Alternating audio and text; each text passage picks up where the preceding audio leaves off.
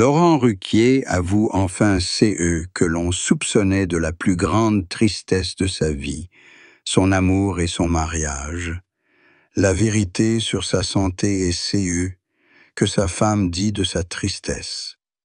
Date, lieu de naissance.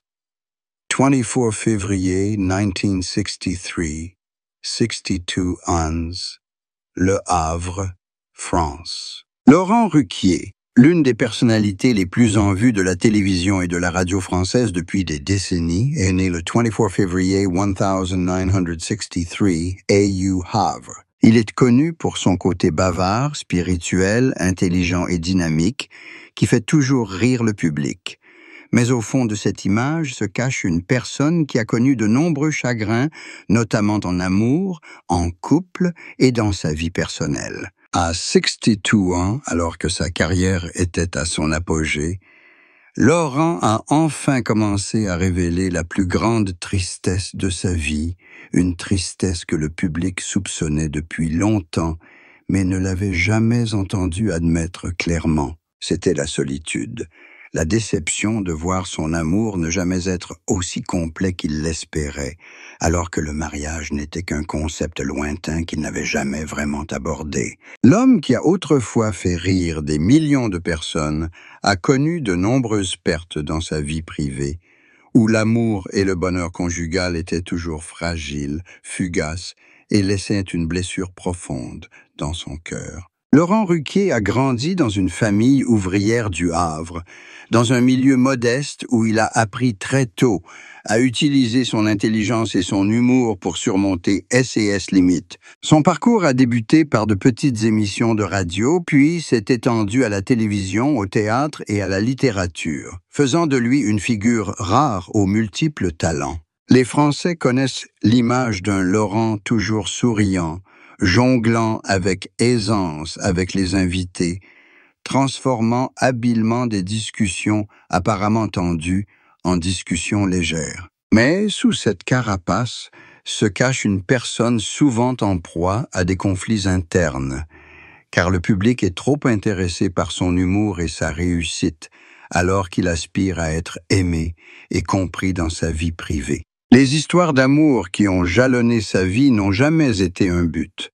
Et bien qu'il ait été évoqué dans de nombreuses relations, Laurent garde toujours le secret, le révélant rarement publiquement, de peur que la vérité ne devienne une blessure profonde lorsqu'elle sera disséquée par l'opinion publique. Sa plus grande tristesse est l'absence d'un mariage digne de ces normes. À 62 ans, il n'a jamais connu un foyer correspondant aux normes sociales du bonheur. S.S. Prochet raconte qu'il évoquait souvent son rêve simple. Une petite maison, une compagne fidèle, une soirée douillette au lieu de longs tournages ou de lumière de scène intense. Mais ces rêves est resté gravé dans sa mémoire pendant de nombreuses années, car son perfectionnisme, son activité et la peur d'être blessé l'ont poussé à s'éloigner de l'amour. Parfois, il se croyait inapte au mariage, parfois il aspirait au partage, et cette lutte s'est transformée en une tristesse indescriptible. Avec le temps, il a compris de plus en plus que la réussite professionnelle ne pouvait combler le vide émotionnel, ni remplacer le sentiment d'avoir quelqu'un à ses côtés lorsque toutes les lumières étaient éteintes. Sa famille s'inquiétait également de cette solitude.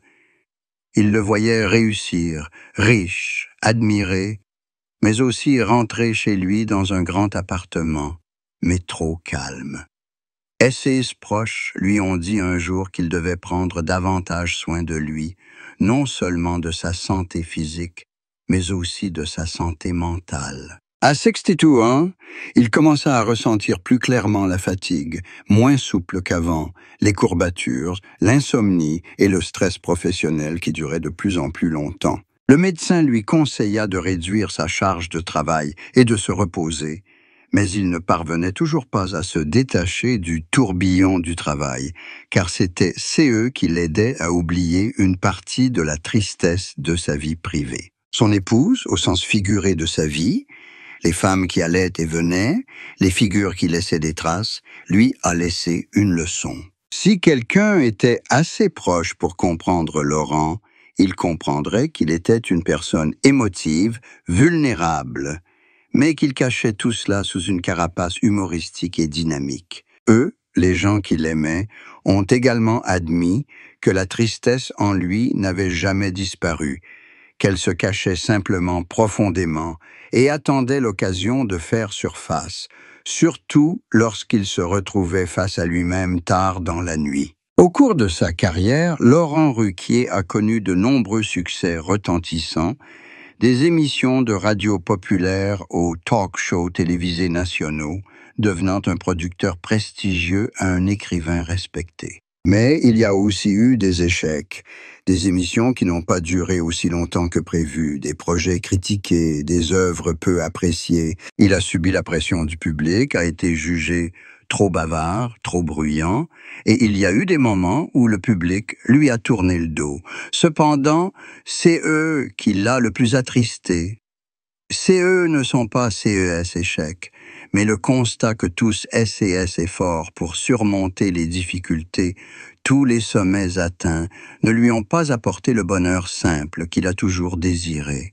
Une famille, un partenaire à SES côté. Les changements dans sa carrière ont également bouleversé sa vie, le forçant parfois à privilégier le travail à l'amour, à faire passer SES responsabilité professionnelle avant SES besoins personnels. Et à chaque fois, il a perdu une opportunité et plus tard, avec le recul, il a admis que c'était le plus grand regret de sa vie. La tristesse de Laurent Ruquier, à 62 ans, n'est donc pas seulement celle d'un homme qui n'a jamais véritablement trouvé le bonheur complet en amour et en mariage, mais aussi celle d'un artiste qui sait pertinemment que les projecteurs ne peuvent remplacer la lumière de l'amour familial. Il avoue, c'est eux que nous soupçonnions.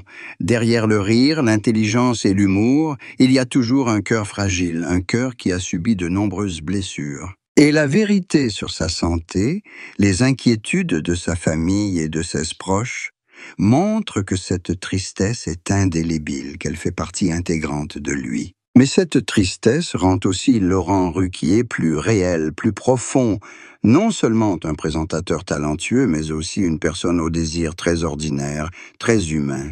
Être aimé, être heureux, être en paix pour le restant de SES jours. Laurent Ruquier, dans les moments ordinaires, révèle encore plus clairement la tristesse qu'il tentait de dissimuler sous les projecteurs. Il y a des soirs après un spectacle, lorsque les rires du public s'éteignent, où il rentre discrètement dans son appartement parisien, où la pièce est éclairée, mais où l'on n'entend aucune conversation. On a l'habitude de voir Laurent bavarde, vif d'esprit, trouvant toujours une phrase d'esprit pour animer l'atmosphère, mais peu savent que lorsqu'il est seul, il reste souvent assis longtemps à son bureau ou à la fenêtre, à regarder les rues la nuit. C'est dans ces moments-là qu'il se rend compte que toute la gloire du monde ne peut remplacer la chaleur d'un foyer familial. Il se demande souvent si, dans sa jeunesse, il n'était pas trop absorbé par le travail, trop effrayé par l'engagement, et n'aurait pas manqué l'occasion de trouver l'amour parfait. Et ses amis proches racontent qu'en de rares occasions, Laurent partage honnêtement ses sentiments.